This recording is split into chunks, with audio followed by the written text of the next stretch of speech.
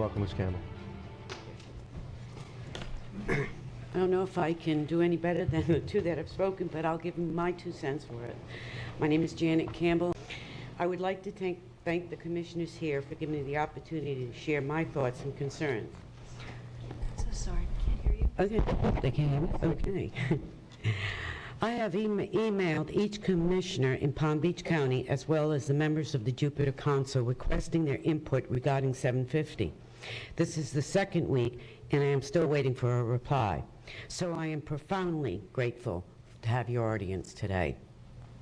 On November 18th of this year, I attended a 750 presentation in West Palm Beach. Unfortunately, or fortunately, I do not have to explain all that I saw and heard. In Commissioner Solera's letter, he explained my point of view perfectly, so I won't repeat myself. I have traveled to many places working for an international shipping company. I've been all over the world, and I made many trips to the Bahamas, down to Trinidad, and everywhere in between. One of my first impressions when I was young was how uniquely different each island was. The people, their environment, and their philosophies were preserved and cherished. Ask yourself which level of government provides the most effective and efficient services, federal, state, or county. I think we all would agree it's the county. I have taken 3 paragraphs from the 750 site, and I'd like to talk about just a couple of words in their paragraphs, and you can look up the whole paragraphs yourself. Socially inclusive communities. Social inclusive communities. Fragile ecosystems. All under mega regions. What is a mega region? You want to do regionalism with Florida, but then we're going to go on to mega regions?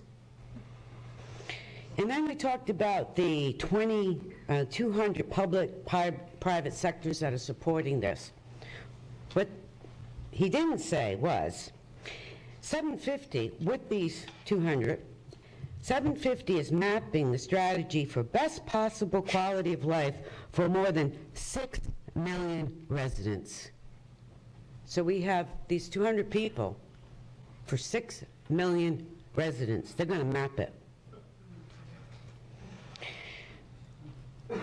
And in the one of the third paragraphs, talks about how it's reaching out. And I have been to their presentation, and they're reaching out.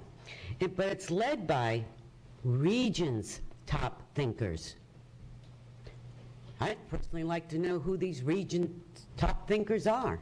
What are their names? Where do they live? Where do they work? They are talking about engineering our communities into something we no longer will recognize. They are doing it without our knowledge, without our consent, without our vote, without telling us how much it will cost, and yet they want our tax dollars to pay for it. I'm going to give a small, humble example. Let's say you have a housekeeper, and you've had her for years, and you leave for work one day, and you come home from work, and your entire furniture is gone. It's replaced with something that you don't really recognize. Your living room is where your kitchen used to be, and your bathroom is where your bedroom used to be, and your dining room's downstairs in the patio.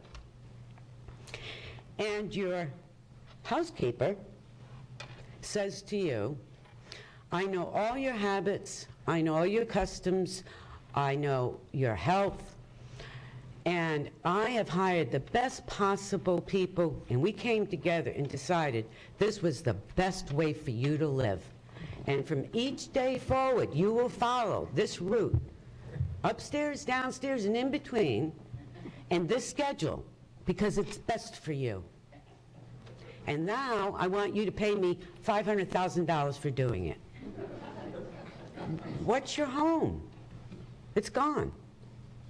And I'm not saying that the factors that they changed were not all some good. But this is regionalism. This is what they're planning. These 200 people, or these regional top thinkers. I'm going to cut mine short because I know there's a lot of people that want to talk a little bit more, and so I will skip some paragraphs, but I don't want to skip this one.